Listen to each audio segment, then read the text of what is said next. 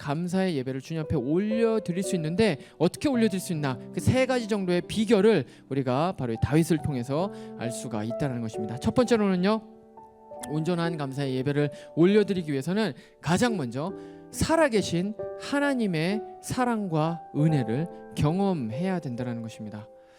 인간의 사랑은 여러분 어떻습니까? 한계가 있어요. 한계가 있어요. 어쩔 수 없어요. 우리가 인내심에도 한계가 있듯이 그 사랑을 다 써버리고 나면 그 사랑이 고갈되어 버립니다. 채워지지 않는 이상. 그 리밋이 있는 거죠. 리밋이 있어요. 자, 근데 여러분 중요한 건 뭐냐? 하나님의 사랑은 그렇지 않다는 거예요. 하나님의 사랑은 끝이 없어요. 이유가 있어요. 왜? 하나님이 사랑이시기 때문에. 하나님의 본질 자체가 사랑이에요. 그냥 하나님이 사랑이에요. 하나님 이퀄 사랑. 그러니까 사랑을 줘도 끝이 없는 거죠. 그래서 여러분 어떻습니까? 이 하나님의 사랑은 바로 그 헤세드의 사랑, 영원한 사랑, 끝이 없는 사랑, 신실하신 사랑, 바로 그렇게 표현을 할 수가 있다는 것입니다. 하나님은 한 번 사랑을 주기로 한 그 대상을 결코 놓지 않습니다.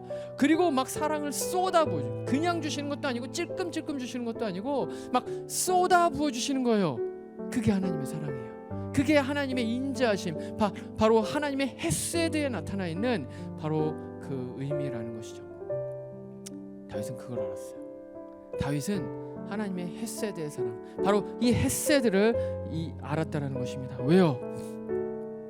자신의 삶을 돌아봤더니 자신의 모든 상황 가운데, 모든 삶 가운데 하나님께서 그 사랑, 심지어는 하나님 앞에서 죄악을 저지르고 하나님을 배신하고 간음 사건을 일으키고 이렇게 했음에도 불구하고 하나님의 사랑은 끝이 없었기 때문에, 하나님의 은혜가 끝이 없었기 때문에, 그러니까 이 다윗의 마음 가운데는 이 경험이 있으니까 이 하나님의 놀라운 사랑과 이 은혜, 와, 다른 모든 사람들이 나를 배신하고 또 심지어는 자기 사랑하는 아들까지도 배신을 하잖아요. 이 세상 모든 사람들이 나를 배신해도 하나님은 배신하지 않는구나. 그 헤세드의 사랑을 경험을 하니까 너무 감사한 거예요. 그러니까 감사가 뭐예요? 전심으로 감사한다는, 바로 그러한 표현을 쓸 수가 있었다는 것이죠. 우리가 온전한 감사를 올려드릴 수 있는 두 번째 비밀은 하나님을 경험하되 일상 가운데서 경험을 하는 거예요. 데살로니가전서 5장 16절을 이하를 보면요, 이렇게 이야기를 합니다. 여러분들 너무 잘 아는 말씀인데요. 항상 기뻐하라, 쉬지 말고 기도하라. 그다음 뭐죠? 여기 있는 우리 스태프들 다 알고 있어요. 범사에 감사하라. 여러분, 이게 그리스도인의 독특한 특성입니다. 그리스도인은 감사를 특별한 날, 특별한 때, 특별한 일이 있을 때만 하지 않습니다. 감사는 그리스도인에게 일상입니다. 원하는 직장에 취직했을 때, 시험 잘 봤을 때, 돈 잘 벌 때, 승진했을 때, 여러분 이럴 때 감사하는 거는 예수 안 믿는 사람도 얼마든지 할 수 있어요. 그러나 여러분 그리스도인들은 달라요.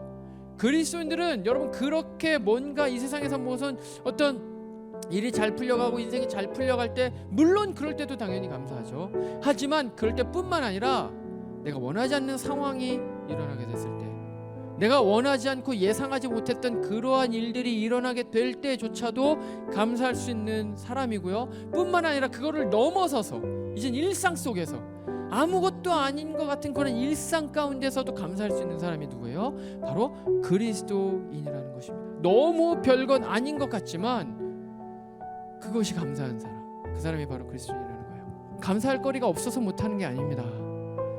감사할 건 너무 많은데 감사를 안 하는 거예요. 여러분, 감사는 사실은 그와 같은 것입니다.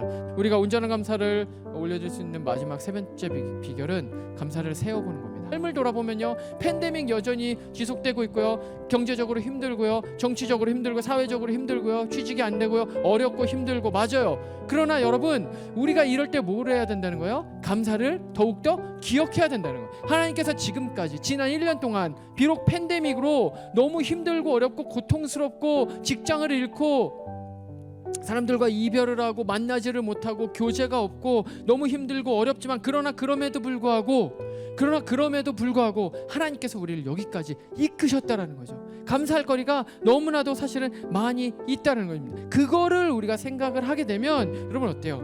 이 힘들고 어려운 가운데서도 살아나갈 수 있다는 거예요. 여러분, 이게 그리스도인이에요. 그리스도인은 오늘 하루를 살아갈 수 있는 힘을 바로 그 하나님에 대한 감사에서 찾는 사람들입니다. 그렇기 때문에 삶이 변하지 않지만, 환경이 변하지 않지만 우리는 그 가운데서도 여전히 하나님을 찬양하면서 감사하면서 노래하면서 삶을 살아갈 수 있다는 것이죠.